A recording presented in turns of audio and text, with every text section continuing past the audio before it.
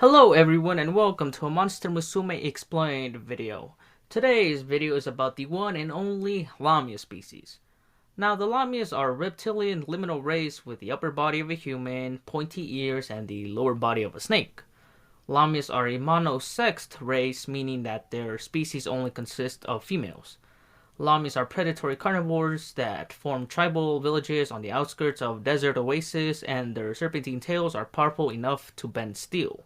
The Lami are a very amorous and sexually deviant race. Believed to be deadly towards humans, Lami are reputed to lure men back to their lairs and kill them after they've had their way with them. However, this is only partially true, as due to being a female-only race, Lamias will lure human men to their villages and hold them as communal husbands. If the male is resistant, Lamia will use alchemical compounds such as incense to draw out their lust and force themselves upon them. Usually all the eligible members of the village would get involved, resulting in public mass orgies in the village streets as the Lamia mate with the man and each other. Following the initial orgy, the male has a choice to voluntarily stay or leave.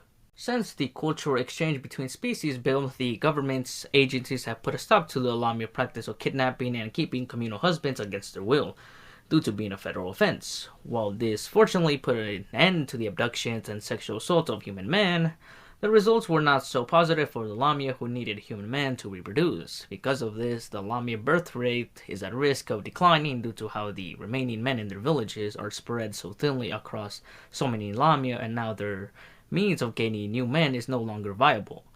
In an attempt to compensate for this, Lamia villages have taken to sending representatives via the exchange program for the purpose of acquiring more communal husbands for their villages. Lamias are poikilotherms, which are organisms that do not have a stable internal temperature and must rely on external sources to maintain a healthy body temperature. As such, they are extremely vulnerable to cold temperatures and will either fall into hibernation or could die if left exposed to low temperatures for too long. The tip of a Lamia's tail is also an extremely sensitive erogenous, and similar to pit vipers, Lamias possess a sensory organ that allows them to see heat signatures. With it, they can follow the heat signature of the prey even in the dark. As carnivores, Lamia have 20 times less the number of taste buds as omnivores, while omnivores generally have about half as many taste buds as herbivores. Like regular snakes, Lamia will shed their skin. Lamias find being seen skin shedding to be more embarrassing than being seen naked.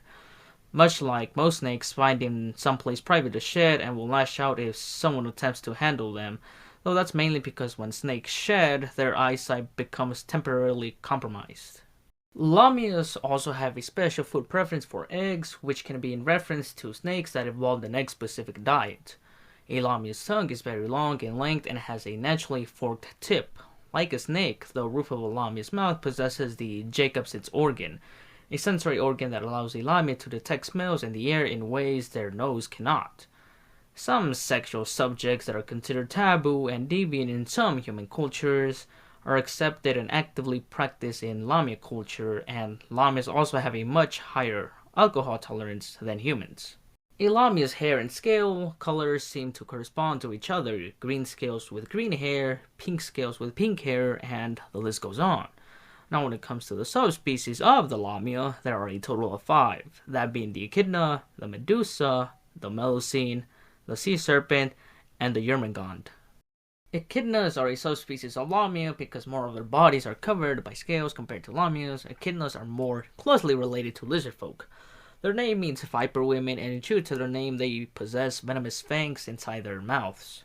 Their venom is a type of hemorrhaging, meaning that it breaks down blood vessels, and must be treated with caution. Their snake-like lower bodies are covered in a unique pattern reminiscent of vipers.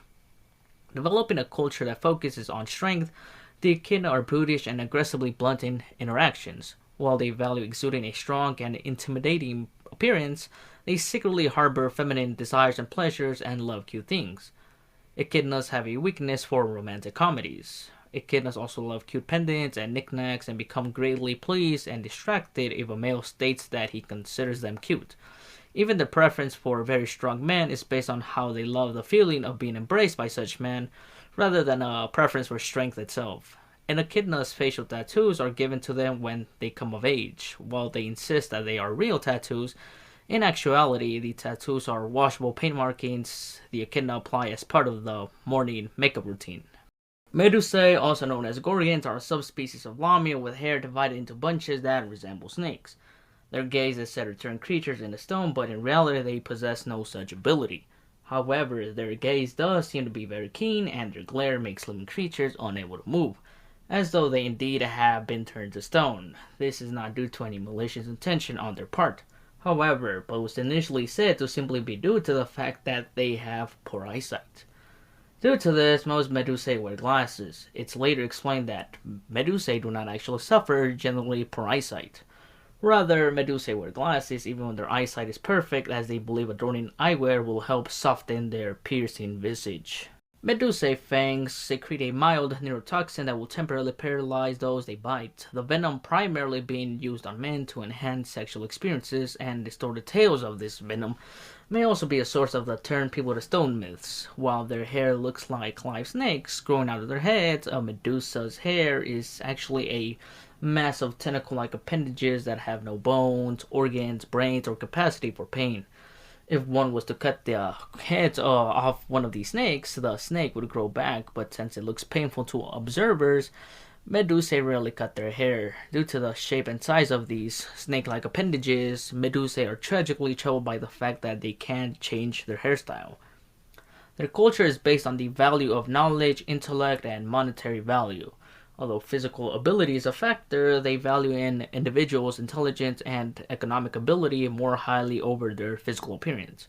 However, the species also harbors a hidden romantic streak, favoring reading/writing poetry and sharing diary entries with their intended lovers. As professional and stoic by nature as who they may be, they also still share the intense sex drives common to Lamia and will readily show it off if the value of their husband as a mate is questioned. Melusines are a Lamia subspecies with dragon wings on their backs. Due to this, they share characteristics with dragonutes, excellent swimmers in contrast to other Lamia subspecies who share traits with terrestrial snakes. Melusines are more similar to sea snakes and prefer to live by the shore near oceans, lakes, or rivers as the sole aquatic serpentine species. A Melusine's wings are not strong enough to lift their bodies into the air and are used to aid in swimming instead of flight. As a culture, they place high value on pleasure and sensuality and have earned a reputation as having the highest libidos amongst the Lamia subspecies.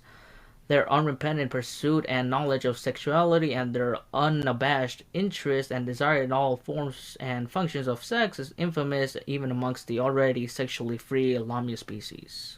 The sea serpent is a reptilian liminal race with the upper body of a human and the lower body of a sea snake. A subspecies of the Lamia, sea serpents were a type of sea monster that first appeared in ancient Norse mythology but have since appeared in one form or another in the myths of virtually every existing culture that has had interactions with the sea. This is due to the fact that while an aquatic species, sea serpents are air breathers and do not possess gills like mermaids. As a result, they must surface regularly to breathe, which was resulted in them being sighted by numerous seafaring vessels throughout the centuries.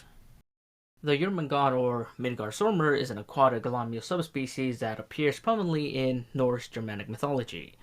Jörmungand have the longest bodies of the Lamia race as a whole, with a single line of osteoderms along their spines, said to be born from the giantess Angrboda and the trickster god Loki.